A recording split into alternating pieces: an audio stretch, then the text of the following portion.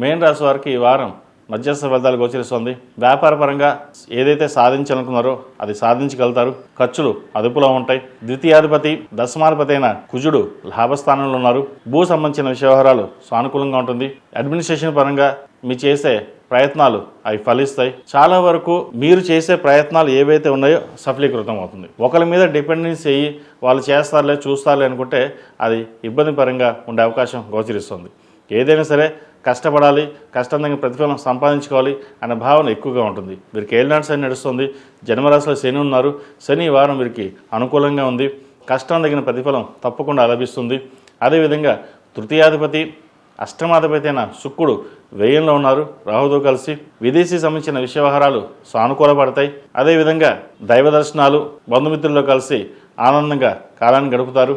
Court సంబంధించిన వ్యవహారాలు సానుకూలపడుతుంది.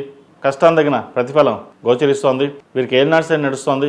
8 శనివారాలు శనికి తైలాభిషేకం చేయించుకోవడం చెప్పదగినది. సాఫ్ట్వేర్ రంగంలో ఉన్న వారికి, రియల్ ఎస్టేట్ రంగంలో ఉన్న వారికి, బ్యూటీషియన్స్, ఆన్లైన్ సాఫ్ట్వేర్ రంగంలో ఉన్న వారికి, అదేవిధంగా ఈ కామర్స్లో ఉన్నవారికి, చిరుస్థాయి వ్యాపారస్తులకు చాలా అనుకూలంగా ఉంటుంది. సంతాన సంబంధించిన వ్యవహారాలు ఒక కొలిక్కి వస్తుంది. సంతానం సంబంధించిన పురోగతి చాలా చక్కగా ఉంటుంది.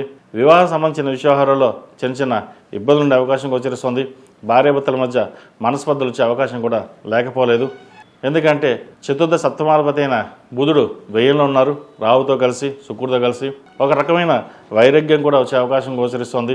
దూరంగా ఎటైనా వెళ్ళిపోదామా అనే భావన కూడా ఉంటుంది వీరికి.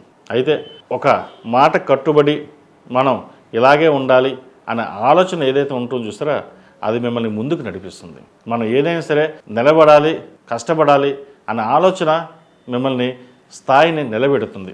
కాబట్టి దైవదర్శనం చక్కగా ఉంది. ఏదైనా కార్యక్రమం ప్రారంభించేటప్పుడు ఆ భగవంతుడు మీ నామస్మరణ చేసుకుని ముందుకు వెళ్ళండి, మంచి ఫలితాలు ఉంటాయి. ఈ రాశిలో జన్మించిన విద్యార్థులకు కాలం అనుకూలంగా ఉంది. విదేశీ విద్యకు సంబంధించిన వ్యవహారాలు సానుకూలపడుతుంది. అదేవిధంగా ఈ రాశిలో జన్మించిన స్త్రీలకు వ్యాపారపరంగా, ఉద్యోగపరంగా అనుకూలంగా ఉంటుంది. దూర ప్రయాణాల విషయంలో కొన్ని జాగ్రత్తలు తీసుకోవాలి. ఆరోగ్యం పట్ల కొన్ని జాగ్రత్తలు తీసుకోవాలి. స్కిన్కి సంబంధించి, యూట్రస్ సంబంధించిన సమస్యలు ఉండే అవకాశం గోచరిస్తోంది. ఆహార నియమాలు పాటించడం చెప్పదగిన సూచన.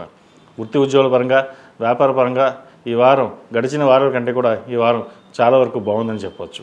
ఈ రాశివారు ప్రతిరోజు ప్రతినిత్యం ఓం నమః శివాయతో దీపారాయణ చేయడం, శని స్తోత్రం పఠించడం చెప్పదగినది.